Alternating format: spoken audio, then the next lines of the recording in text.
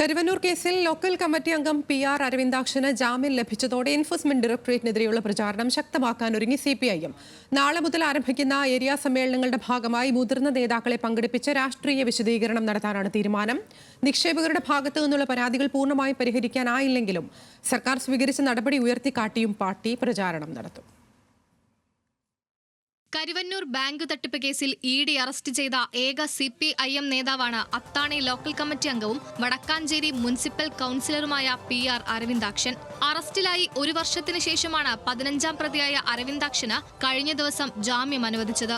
അന്വേഷണം അനന്തമായി നീളുന്ന സാഹചര്യത്തിൽ ജാമ്യത്തിന് അർഹതയുണ്ടെന്നായിരുന്നു ഹൈക്കോടതി നിരീക്ഷണം. ഇക്കാര്യങ്ങൾ മുൻനിർത്തിയാണ് പാർട്ടിയെ അടിമുടി പ്രതിസന്ധിയിലാക്കിയ കേസിൽ എൻഫോഴ്സ്മെന്റ് ഡയറക്ടറേറ്റിനെതിരെയുള്ള നീക്കങ്ങൾ ശക്തമാക്കാൻ CPIM തീരുമാനിച്ചത്.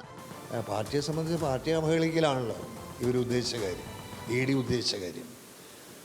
അപ്പോൾ അത് പാർട്ടിയെ സംബന്ധിച്ചും ഒരു നല്ല ആശ്വാസകരമായിട്ടുള്ള ഒന്നാണ് എന്ന കാര്യത്തിൽ അറിയുന്നത്. അപ്പോൾ നിങ്ങൾ സൂചിപ്പിച്ചതുപോലെ പാർട്ടിയെ അവഹേളിക്കുക, പാർട്ടിയെ മോശപ്പെടുത്തുക, കളങ്കപ്പെടുത്തുക, സ്റ്റേറ്റാകെ, ജില്ലയിൽ, ഇരിഞ്ഞാലക്കുടയിൽ ഈ പാർട്ടി എന്തോ വല്ലാത്തൊരു തെറ്റ് ചെയ്തിരിക്കുന്നു പാർട്ടി നേതാക്കന്മാർ എന്ന് വരുത്തുന്നതിന് വേണ്ടിയിട്ടുള്ള പരിശ്രമമല്ലേ നടത്തിയത്. പാർട്ടിയെയും നേതാക്കളെയും അപമാനിക്കാനാണ് ED ശ്രമിച്ചതെന്ന് കാട്ടി വിവാദം കത്തിനിന്നിരുന്ന സമയങ്ങളിൽ CPIM-ഉം LDF-ഉം കാൽനട പ്രചരണ ജാഥയുൾപ്പെടെ നടത്തിയിരുന്നു. എന്നാൽ അരവിന്ദാക്ഷന് ജാമ്യം ലഭിച്ച പുതിയ സാഹചര്യത്തിൽ EDയുടെ വിശ്വാസ്യത ചോദ്യം ചെയ്തുകൊണ്ടുള്ള പ്രചാരണ തന്ത്രങ്ങളാണ് പാർട്ടി ആലോചിക്കുന്നത്.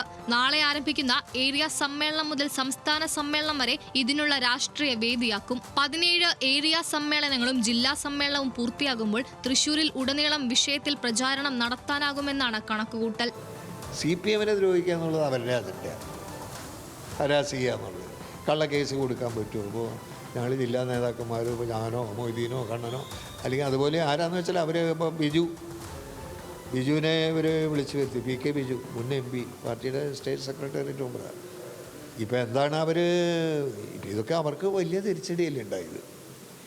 EDക്ക് വലിയ തിരിച്ചടിയല്ലേ ഇപ്പോൾ ഈ സംഭവത്തിൽ ഉണ്ടായിരിക്കണേ.